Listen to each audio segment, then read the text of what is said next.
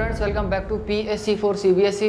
तो आज हम पढ़ेंगे CBSE की क्लास 9th की साइंस का चैप्टर नंबर 8 है, जो कि मोशन के बारे में यानी गति के बारे में। ठीक है, ये आपकी फिजिक्स का पहला चैप्टर है, लेकिन वैसे 8th चैप्टर है आपकी साइंस का। ठीक है, जिसका नाम है मोशन यानी कि गति। ठीक है, तो हमने इससे पहले के भी काफ़ी सारे चैप्टर कवर कर लिए हैं। ठीक है, चैप्टर नंबर 1, 2, 3, 4, 5, 6 और 8 जो है वो हम कर रहे हैं। ठीक है, और इससे आगे के भी हम कवर कर चुके हैं, 10, 11 जो चैप्टर है वो आपके हम कवर कर चुके हैं। तो अगर आपने वो वीडियोस नहीं देखे हैं तो आप लिंक जो है उन वीडियोस का आपको लिंक डिस्क्रिप्शन बॉक्स में मिल जाएगा, आप वहाँ से उन वीडियोस को देख सकते हैं। आपको ऑलमोस्ट जितना भी सिलेबस है 9th क्लास का वो हमने कवर कर लिया है, कुछ ही चैप्टर रह रहे हैं, वो आपको कुछ दिनों में मिल जाएंगे। ठीक है स्टूडेंट्स, तो हम अपने आज के वीडियो को शुरू करते हैं, जो कि है मोशन के बारे में यानी गति के बारे में। ठीक है, तो मोशन किसे कहते हैं, क्या होता है मोशन, आपको पता होना चाहिए। ठीक है, तो मोशन किसे कहते हैं, जब कोई भी ऑब्जेक्ट, कोई भी चीज़ टाइम के साथ में अपनी पोजीशन को चेंज करती है, तब हम कहते हैं कि वो क्या कर रही है, वो मोशन कर रही है। ठीक है, फॉर एग्जांपल जैसे कि मैं अपने घर से कोचिंग तक आता हूँ तो मुझे कुछ टाइम लगता है, मुझे 5 मिनट लगते हैं घर से कोचिंग तक आने में। मेरा घर पास में ही है,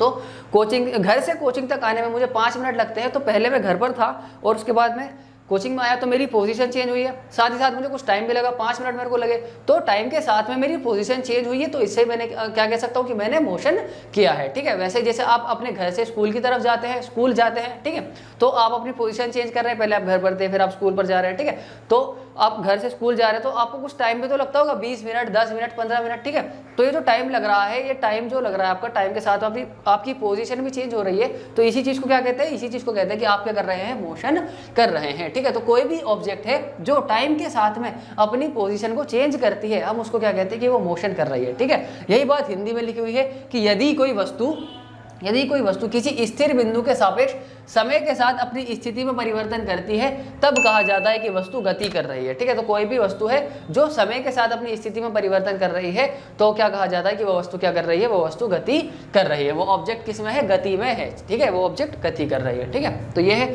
गति के बारे में। आगे हम देख लेते हैं जो कि है रेस्ट के बारे में, यानी जिसको हम विराम अवस्था कहते हैं हिंदी में। ठीक है, तो कोई भी ऑब्जेक्ट है जब टाइम के साथ अपनी पोजीशन को चेंज करती है, हम उसको कहते हैं वो मोशन कर रही है। ठीक है, वैसे ही जब कोई भी ऑब्जेक्ट टाइम के साथ में अपनी पोजीशन को चेंज नहीं करती है, तब हम कहते हैं वो क्या कर रही है, वो रेस्ट पोजीशन पर है। ठीक है, a body is said to be in a state of rest when its position does not changes with respect to a reference point and time. किसी भी बॉडी को हम रेस्ट पोजीशन पर तब कहते हैं जब वो अपनी पोजीशन को चेंज नहीं करती टाइम के साथ। मतलब टाइम तो बढ़ता जा रहा है, लेकिन जो उसकी पोजीशन है वो वहीं की वहीं है, वो चेंज नहीं हो रही है। ठीक है, मान लो जैसे कि कोई कार है, आपके घर के बाहर कोई कार खड़ी है,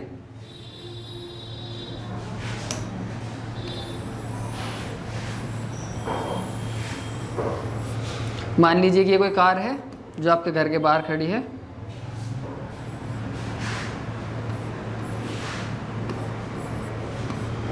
ठीक है, आप इसे देखते हैं,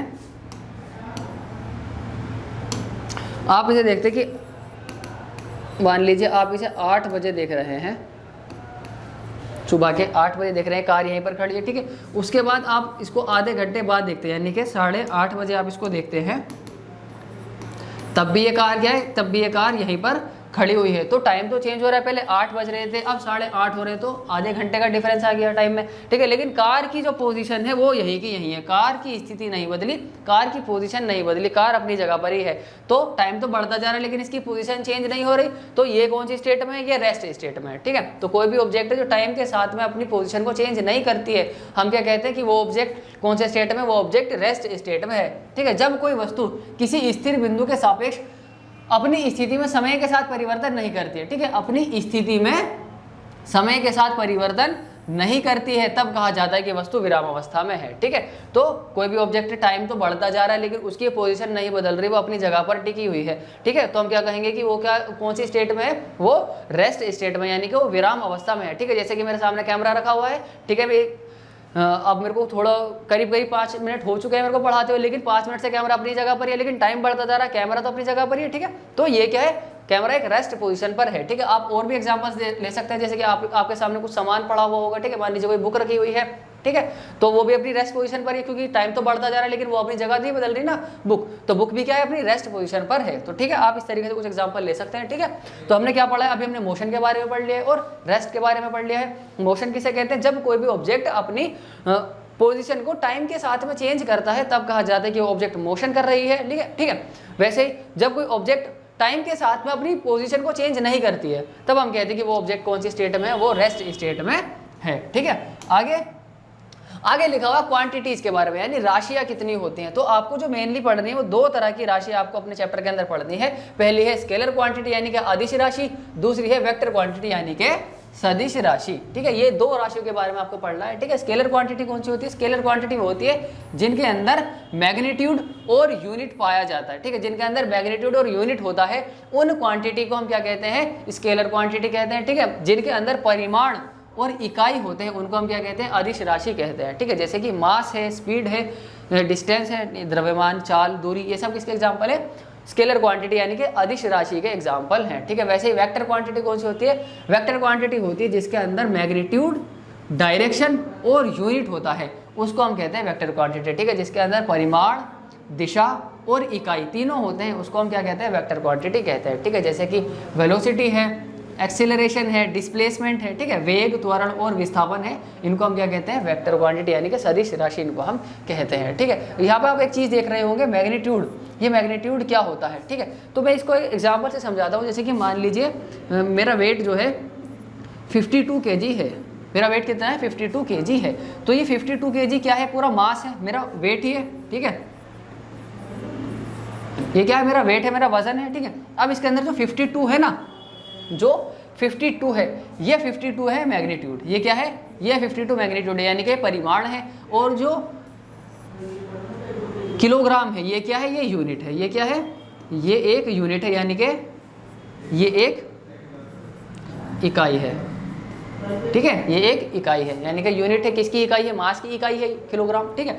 तो ऐसी राशियां जिनके अंदर परिमाण और यूनिट होता है यानी कि परिमाण और इकाई होता है उनको हम क्या बोलते हैं? अदिश राशि बोलते हैं। इसके अंदर दिशा तो नहीं है, लेकिन वेक्टर क्वांटिटी के अंदर दिशा होती है, लेकिन इसके अंदर दिशा नहीं है। क्यों? क्योंकि मैं अगर किसी से कहूँगा कि मेरा वेट 52 kg है तो ये कोई नहीं पूछेगा कि कौन सी दिशा में है, किस डायरेक्शन में, साउथ में है या नॉर्थ में है, ठीक है। ऐसा कोई नहीं बताता कि मेरा वेट साउथ में 52 kg है और जी नॉर्थ में जो है मेरा 30 kg है, इस तरीके का तो नहीं होता, ठीक है। तो जो वेट है वो किस पर डिपेंड, मतलब डायरेक्शन पर डिपेंड नहीं करता, ठीक है। तो ये यहाँ पर लिखा हुआ है कि ऐसी क्वांटिटीज जिनके अंदर सिर्फ और सिर्फ मैग्नीट्यूड और यूनिट होता है, क्या होता है? मैग्नीट्यूड और यूनिट होती है, उनको हम क्या कहते हैं? स्केलर क्वांटिटी कहते हैं यानी कि अदिश राशियाँ कहते हैं। ऐसी राशियाँ जिनके अंदर जिनमें केवल परिमाण और इकाई होती है उनको हम क्या कहते हैं? अदिश राशि कहते हैं। जबकि ऐसी राशियाँ जिनके अंदर परिमाण, दिशा और इकाई होती है उनको हम क्या कहते हैं? वेक्टर क्वांटिटी उनको हम कहते हैं, ठीक है। फॉर एग्जांपल इसका एक और एग्जांपल ले लीजिए अदिश राशि यानी स्केलर क्वांटिटी का। जैसे कि मान लीजिए कि मैं यहाँ पर 2 घंटे से पढ़ा रहा हूँ, फॉर एग्जांपल ले लेता हूँ कि यहाँ पर कितने टाइम से पढ़ा रहा हूँ? 2 घंटे से, 2 आवर्स से मैं यहाँ पर पढ़ा रहा हूँ। तो 2 क्या हो जाएगा इसके अंदर? 2 इसके अंदर मैग्नीट्यूड हो जाएगा और आवर्स क्या हो जाएगा? इसके अंदर यूनिट हो जाएगी। ये एक क्या हो जाएगी? ये एक इकाई जो है हो जाएगी, ठीक है। ये किसकी इकाई है? ये समय की इकाई है, टाइम की इकाई है, ठीक है। तो 2 घंटे से पढ़ा रहा हूँ तो 2 क्या हो जाएगा इसके अंदर? परिमाण, और आवर्स यानी कि घंटे क्या हो जाएंगे यहाँ पर? इकाई हो जाएगी, ठीक है। अब ये कोई नहीं पूछेगा कि कौन सी दिशा में 2 घंटे से पढ़ा रहे थे, ठीक है। तो ये क्या है? टाइम मतलब डायरेक्शन पर डिपेंड नहीं करता, ये दिशा पर डिपेंड नहीं करती। कौन सी क्वांटिटी? स्केलर क्वांटिटी दिशा पर डिपेंड नहीं करती, यानी कि चाल है, दूरी है, द्रव्यमान है, ये क्या है? ये ऐसी राशियाँ हैं जो कि जो दिशा पर निर्भर नहीं करती, जो है डायरेक्शन पर डिपेंड नहीं करती है, ठीक है। फिर आगे लिखा हुआ है,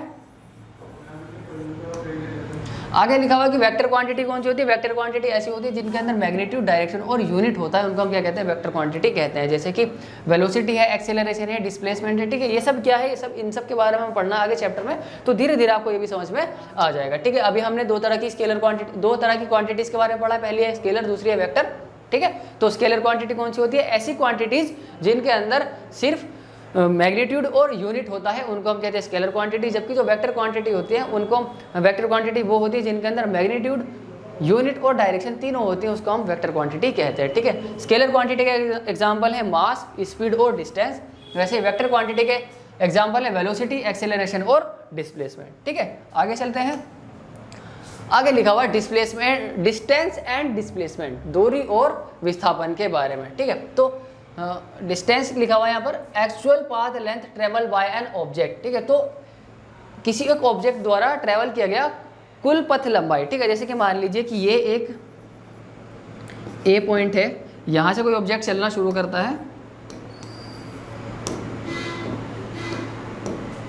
कि मानिए कि ये एक ए पॉइंट है, ठीक है, यहाँ से कोई ऑब्जेक्ट चलना शुरू करती है और वो यहाँ से बी पॉइंट तक जाती है, ठीक है, कहाँ तक जाती है, बी पॉइंट पर जाती है और यहाँ से इसने चला है मान लीजिए 40 मीटर इसने यहाँ से चला, ठीक है। उसके बाद ये सी पॉइंट पर जाती है, ठीक है। सी पॉइंट पर जाने के बाद ये पॉइंट सी है, सी पॉइंट पर 30 मीटर उसने सी पॉइंट तक चला है, ठीक है। फिर सी से ये डी पॉइंट पर जाती है, ठीक है, डी पॉइंट पर 20 मीटर इसने चला है, ठीक है। उसके बाद ये वापस नहीं मतलब ई पॉइंट पर आती है, ई पॉइंट पर ये 10 मीटर चलती है, ठीक है। इस तरीके से इसने जो है ट्रेवल किया है। तो ए से शुरू किया है, ए से शुरू किया और ख़त्म कहाँ पर किया है, ई पर ख़त्म किया। तो ठीक है, ए से गई बी पर 40 मीटर का डिस्टेंस कवर किया, बी से सी पर 30 मीटर का डिस्टेंस कवर किया और सी से डी पर 20 मीटर का डिस्टेंस कवर किया और डी से ई पर 10 मीटर का डिस्टेंस उन्होंने जो है कवर किया है। तो टोटल अगर यहाँ पर निकाला जाए तो अगर इसकी डिस्टेंस निकाली जाएगी तो जितना टोटल इन्होंने पाथ लेंथ कवर किया है वो इनका डिस्टेंस होगा। जैसे कि 40 और 10 कितना जाएगा 70, 40 30 70 और टोटल 100 ये हो यहाँ पर जो है हो जाता है। तो 100 मीटर जो है उस ऑब्जेक्ट ने कवर किया है, ठीक है। तो ये क्या हो जाएगी, डिस्टेंस हो जाएगी। यहाँ पर लिखा हुआ है कि actual path length travelled by an object. तो कोई भी ऑब्जेक्ट है जो कि कुल पथ लंबाई जो अपनी तय करती है उसको हम क्या कहते हैं, उसको हम डिस्टेंस कहते हैं, ठीक है। जैसे कि यहाँ पर इन्होंने ट्रेवल किया है।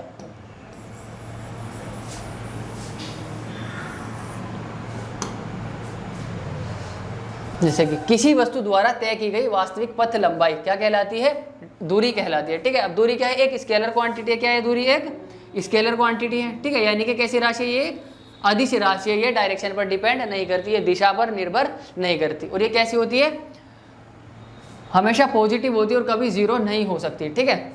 आपने कभी नहीं सुना होगा कि मैंने -5 जो है -5 किलोमीटर का डिस्टेंस कवर किया है, ठीक है। इस तरीके से कोई नहीं बोलता, ठीक है। तो ये क्या होती है, जो डिस्टेंस है वो हमेशा पॉजिटिव ही होती है, ठीक है, हमेशा धनात्मक होती है। इसको डिनोट किससे करते हैं हम, इसको डिनोट करते हैं हम एस से, इसको हम डिनोट जो है करते हैं। किससे डिनोट किया जाता है, इसको एस से डिनोट किया जाता है। और जो इसकी यूनिट होती है वो मीटर इसकी यूनिट होती है, जिसको हम एम से दिखाते हैं, ठीक है।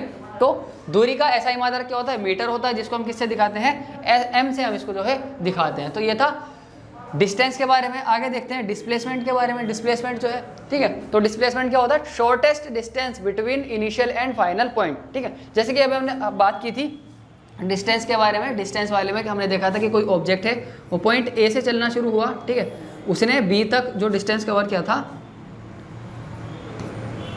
40 मीटर उसने बी तक डिस्टेंस कवर किया था, ठीक है। बी के बाद वो सी पर गई थी ऑब्जेक्ट, सी पर उसने 30 मीटर का डिस्टेंस कवर किया था, ठीक है। सी के बाद वो डी पर गई थी, डी पर उसने 20 मीटर का डिस्टेंस कवर किया था, डी के बाद वो ई पर गई थी, ठीक है। और ई पर उसने कितना किया था, 10 मीटर का डिस्टेंस उसने कवर किया था, ठीक है। तो इस तरीके से तो हमने यहाँ से देखा था कि 40 30 20 और 10 टोटल हो रहा था 100 मीटर। तो हमने कहा था कि जो 100 मीटर उसने डिस्टेंस ट्रैवल किया, यानी कि जो कुल जो चला है वो उसने टोटल कितना डिस्टेंस ट्रैवल किया है, वही क्या कहलाती है, उसकी डिस्टेंस कहलाती है, यानी कि उसको दूरी कहलाती है। लेकिन डिस्प्लेसमेंट क्या कहा जाता है, डिस्प्लेसमेंट कहा जाता है कि कम से कम दूरी, इनिशियल और फाइनल पॉइंट के बीच की कम से कम दूरी। चलना कहाँ से शुरू की थी ऑब्जेक्ट, पॉइंट ए से, खत्म कहाँ पर, कोई मतलब उसने फाइनल पोजीशन कहाँ पर है उसकी, ई पर है। तो यहाँ से यहाँ तक की दूरी जो होगी ना, शॉर्टेस्ट डिस्टेंस जो होगी वही क्या कहलाएगी, इसकी डिस्प्लेसमेंट जो है कहलाएगी, वही क्या कहलाएगी, डिस्प्लेसमेंट इसकी कहलाएगी, यानी कि क्या कहलाएगी, विस्थापन जो है वो कहलाएगी।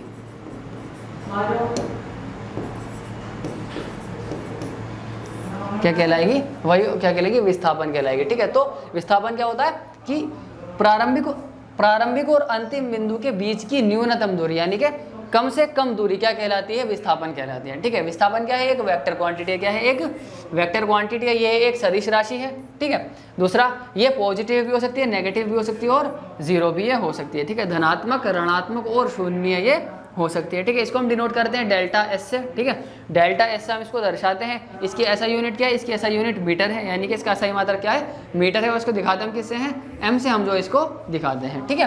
तो ये तो बात थी डिस्प्लेसमेंट के बारे में, ठीक है। हमने डिस्टेंस और डिस्प्लेसमेंट दोनों के बारे में पढ़ लिया। आगे लिखा हुआ है difference between distance and displacement, दूरी और विस्थापन में क्या अंतर है वो अब हमें पढ़ना है। ठीक है, तो सेम है, वही जो बातें हमने पीछे की थी वही बात यहाँ पर लिखी हुई है। ठीक है, ये इस तरफ डिस्टेंस लिखा हुआ और इस तरफ क्या लिखा हुआ है, ये डिस्प्लेसमेंट जो इस तरफ लिखा हुआ है। ठीक है, तो देखिए डिस्टेंस क्या होता है, actual path length travelled by an object क्या कहलाता है, डिस्टेंस कहलाता है, यानी कि किसी वस्तु द्वारा तय की गई वास्तविक पथ लंबाई क्या कहलाती है, दूरी कहलाती है। ठीक है, डिस्प्लेसमेंट क्या कहलाता है, shortest distance between initial and final point, तो प्रारंभिक और अंतिम बिंदु के बीच की न्यूनतम दूरी यानी कि कम से कम दूरी क्या कहलाती है, डिस्प्लेसमेंट कहलाती है। ठीक है, आगे लिखा हुआ है स्केलर क्वांटिटी, जो डिस्टेंस होता है कैसे क्वांटिटी होती है, एक अदिश राशि होती है यानी कि स्केलर क्वांटिटी होती है, इसको ये दिशा पर निर्भर नहीं करती। ठीक है, आगे डिस्प्लेसमेंट कैसे होती है, वेक्टर क्वांटिटी होती है यानी कि ये एक सदिश राशि होती है। ठीक है, ये डायरेक्शन पर डिपेंड करती है। ठीक है,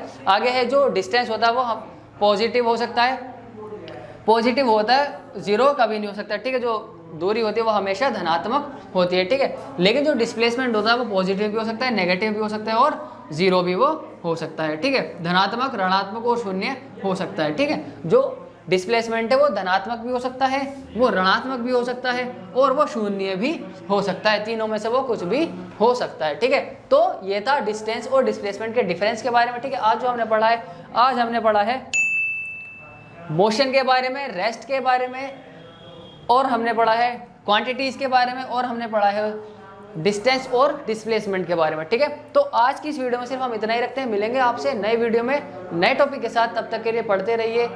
और अगर आप चैनल पर नए हैं तो चैनल को सब्सक्राइब कीजिए, वीडियो को लाइक कीजिए, कमेंट करके बताइए आपको वीडियो कैसा लगा, और साथ में वीडियो को अपने दोस्तों के साथ ज़रूर शेयर कीजिए।